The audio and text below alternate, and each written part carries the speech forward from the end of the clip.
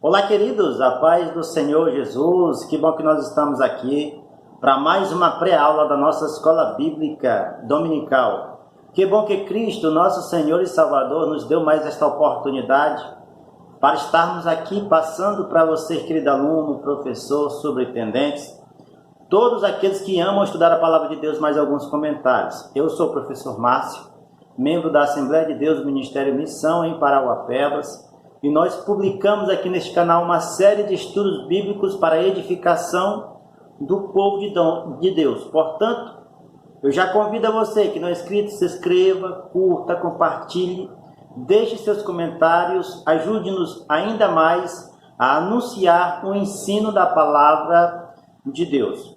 Nesta oportunidade, nós publicaremos aqui a lição número 12 da classe de juvenis, a qual tem como tema as bênçãos do avivamento espiritual. O texto principal desta lição está em 1 Coríntios, capítulo 2, versículo 12, a qual diz: mas nós não recebemos o Espírito do mundo, mas o Espírito que provém de Deus, para que pudéssemos conhecer o que nos é dado gratuitamente por Deus.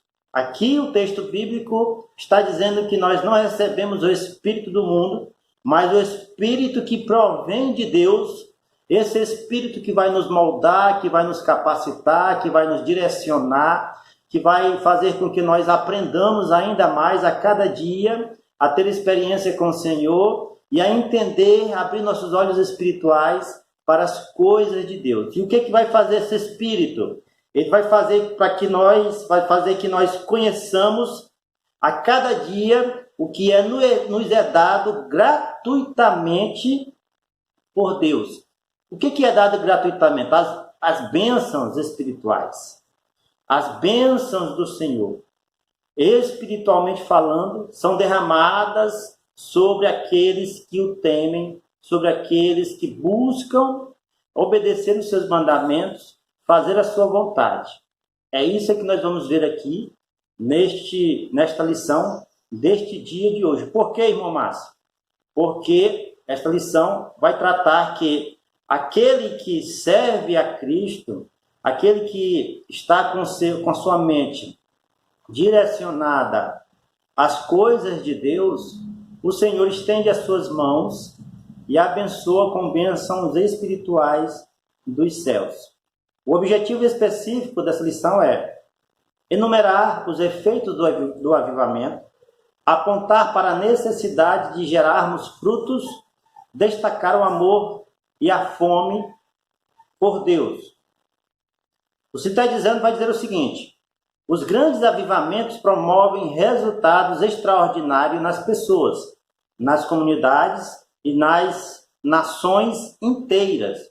Suas consequências transcendem as manifestações sobrenaturais do poder do Espírito, pois os seus frutos alcançam a vida cotidiana, mudando a forma egoísta do ser humano de viver para uma forma que agrade a Deus. Ou seja, nós saímos desta maneira, deste alimento egocêntrico,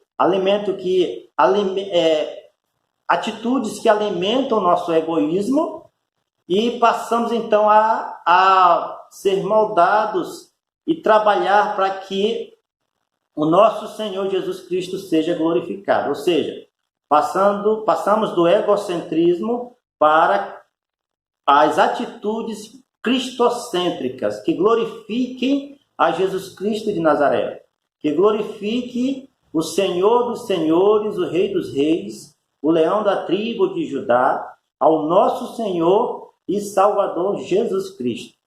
Quais são as nossas atitudes com relação ao despertamento, ao avivamento espiritual, a qual Deus tem nos dado, tem feito com que nós tivéssemos esse despertamento?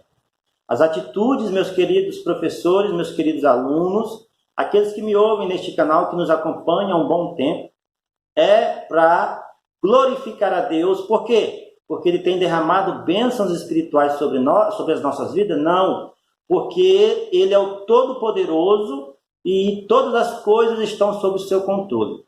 Agora, aquele que serve ao Senhor, consequentemente, recebem as bênçãos espirituais da parte do Senhor, da parte de Deus.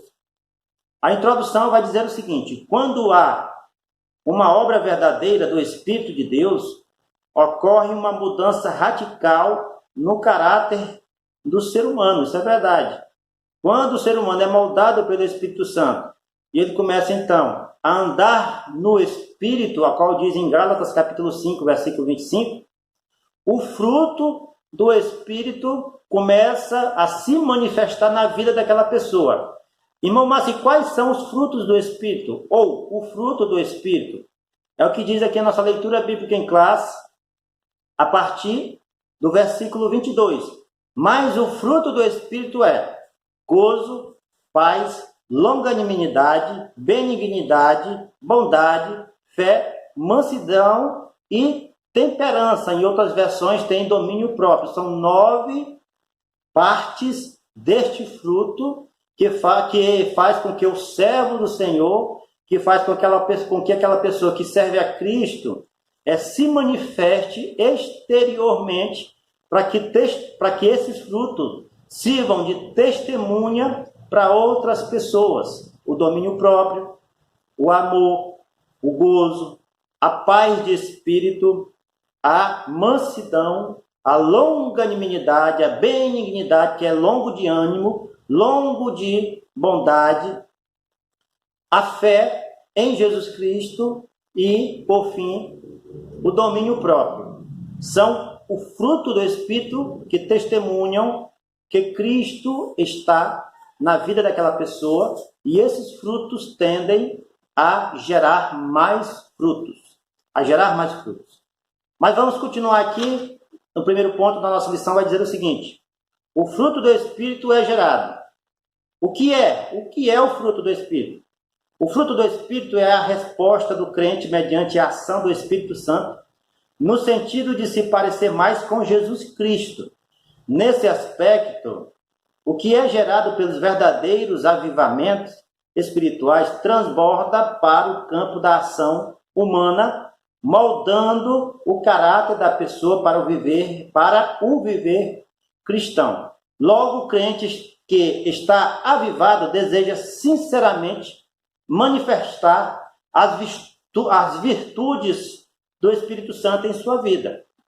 Aquele que é convertido em Jesus Cristo, aquele que entrega a sua vida para conhecer mais ao Senhor, que se dedica na oração, que se dedica no estudo da palavra, que se dedica em aprender, entender as grandezas do nosso Senhor, faz a obra do nosso Deus, participa dos corais, participa dos vocais, participa de um departamento.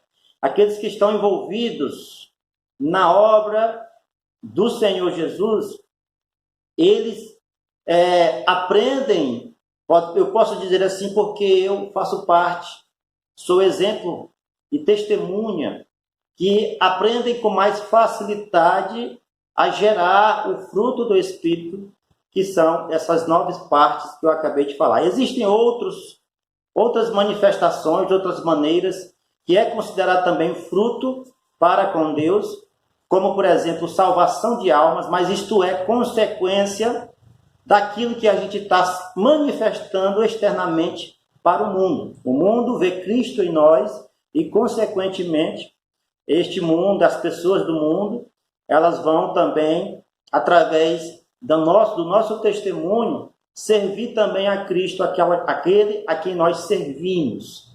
É o que está aqui de maneira mais clara aqui neste primeiro ponto.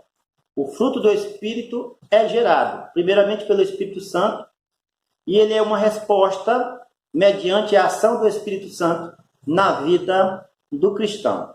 Segundo ponto, subtópico: mover do Espírito e fruto do Espírito. O renomado, vamos aqui para o segundo parágrafo. O batismo no Espírito não pode ser separado de suas implicações no que se refere a uma vida dentro dos padrões de justiça. Alguém que é realmente cheio do Espírito Santo não vive uma vida incorreta. Então, é inimaginável que essa pessoa que passou pela experiência do batismo com o Espírito Santo não desenvolva o fruto do Espírito. Não tem como, e a gente não consegue imaginar, uma pessoa que é cheia do Espírito Santo, uma pessoa que recebeu o batismo com o Espírito Santo, né? A gente vê na igreja falando em línguas estranhas, se alegrando com gozo, com alegria. Essa pessoa, ela tem podemos dizer assim, necessidade gerar o fruto do Espírito no seu ser. Gerar o fruto do Espírito para que esse fruto comprove a veracidade de que realmente essa pessoa é cheia do Espírito Santo. Uma pessoa cheia do Espírito Santo, batizada com o Espírito Santo, uma pessoa que é totalmente movida pelo Espírito Santo, ela não se identifica simplesmente pelo o seu mover, pela sua unção dentro da igreja, pelo falar em línguas estranhas. O falar em línguas estranhas, nós que somos assembleianos, acreditamos que é uma evidência inicial do batismo com o Espírito Santo. Porém, uma pessoa cheia da plenitude, ela não deixa de gerar o fruto do Espírito. Se ela não estiver gerando, alguma coisa está errada. Terceiro subtópico, uma vida transformada. O verdadeiro avivamento gera um impacto transformador na vida da pessoa e torna-se mais parecida com Jesus. Logo, os que passam pela experiência do avivamento tornam-se cônjuges mais amorosos. Ouça só, meus queridos irmãos, amigos que estão nos ouvindo neste momento. A pessoa que recebe o Espírito Santo, que passa a segunda parte, o revestimento de poder do Espírito Santo, que é o batismo com o Espírito Santo, a pessoa que é cheia do Espírito Santo, ela começa então a ser um cônjuge mais amoroso, ela começa a ser pais melhores para os seus filhos, ela começa a ser também mais obedientes às leis da sociedade, ela é também, se for filho, ela começa a ser filhos mais obedientes, profissionais mais comprometidos, cristãos mais engajados com a justiça em toda a esfera da sociedade. Então precisamos entender muito bem isso, que o verdadeiro batismo com o Espírito Santo, ele causa nas pessoas uma mudança de atitude, uma mudança de comportamento, uma mudança de vida. Aquela pessoa outrora que vivia uma vida sem direção, uma vida sem domínio próprio, essa pessoa começa então a ser instruída pela força e o poder do Espírito Santo que está no seu ser, e ela começa então a ter uma mudança de vida para glorificar ao Deus Criador dos céus e da terra. Este sim é o verdadeiro batismo com o Espírito Santo, que vai gerar o fruto do Espírito Santo, que é algo muito importante para o Senhor. Gerar fruto para Deus, gerar frutos dignos de arrependimento e que tragam novas pessoas, novas vidas ao encontro do Senhor. Segundo ponto da nossa lição vai dizer o seguinte: o amor de Deus é derramado. Subtópico primeiro, a maior característica da vida. Nós sabemos que passamos da morte para a vida, porque amamos os irmãos. Quem não ama o seu irmão permanece na morte, é o que diz João, 1 João capítulo 3, versículo 14. Uma das características marcantes da visita do Espírito Santo na vida do crente é a efusão do amor de Deus nos corações. Jesus Cristo falou sobre isso. Ele disse que o primeiro mandamento, um resumo que ele deu da lei do nosso Senhor, que é amar a Deus sobre todas as coisas e ao próximo como a si mesmo. Primeiro amor na horizontal, segundo amor na vertical. Ou seja, o amor que é uma efusão do mover do Espírito Santo. Aquela pessoa que é cheia do Espírito Santo, ela tem no seu coração o amor para com Deus e o amor para com as pessoas multiplicadas. Se essa pessoa era uma pessoa insensata, se essa pessoa era uma pessoa que não se importava muito com o que acontecia ao seu redor, ela começa então a perceber aquilo que acontece ao seu redor. Ela começa a ser uma pessoa mais sensível para as coisas que estão à sua volta. Por quê? Porque o amor de Deus, o amor que é gerado do Espírito Santo, faz com que essa pessoa comece então a ter mais percepção do que acontece ao redor, porque o amor faz as pessoas ter mais atenção às outras pessoas. Aquilo que as outras pessoas estão precisando, aquilo que as outras pessoas estão necessitando. Esta é uma das características, uma das maiores características da vida cristã, que o Espírito Santo gera no ser humano, que é o amor. Em 1 Coríntios, capítulo 13, vai dizer que se ainda que nós falássemos a língua dos anjos, se nós fôssemos tão íntimos com Deus e que nós tivéssemos esse poder de falar a língua dos anjos e não tivesse amor, não seríamos nada. Seríamos como apenas um sino que toca e tem apenas zoada, tem apenas barulho, porque a essência principal do Espírito Santo, que é o amor gerado por Deus, não está em nós. Então precisamos atentar muito para isso, meus queridos irmãos e amigos, que o amor de Deus, gerado no nosso coração, ele faz com que nós testemunhemos ainda mais as grandezas do Senhor, as grandezas de Deus para as outras pessoas. Subtópico 2. Um tempo de crise. Um tempo de crises. Vivemos num tempo de crise moral e espiritual, em que a violência gratuita cresce assustadoramente. Isso é verdade. O segundo parágrafo deste segundo ponto vai dizer o seguinte: os nossos dias lembram a Inglaterra do século XVIII. Antes do avivamento, onde as prisões estavam lotadas, trabalhadores eram explorados, crianças estavam abandonadas, assaltos e assassinos ocorriam constantemente. Nossos dias está parecido com esses dias.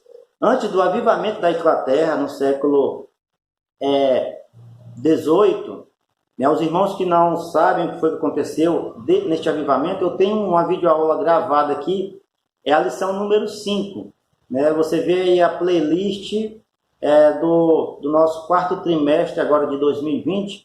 A lição número 5, nós vamos tratar com mais detalhes sobre o que aconteceu no século XVIII lá na Inglaterra. Mas após esse grande avivamento, Deus ter levantado grandes homens de Deus, como John Wesley, George Whitefield e outros mais, a sociedade toda foi abalada. Houve mudança em toda a sociedade.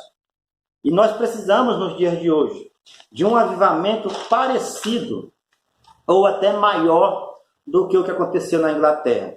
Nós vimos hoje, nas igrejas, muitas heresias, distorções da palavra de Deus, pessoas vendendo lenço ungido, água ungida, pessoas vendendo vassoura ungida, pessoas vendendo água do Rio Jordão, terra da Cidade Santa.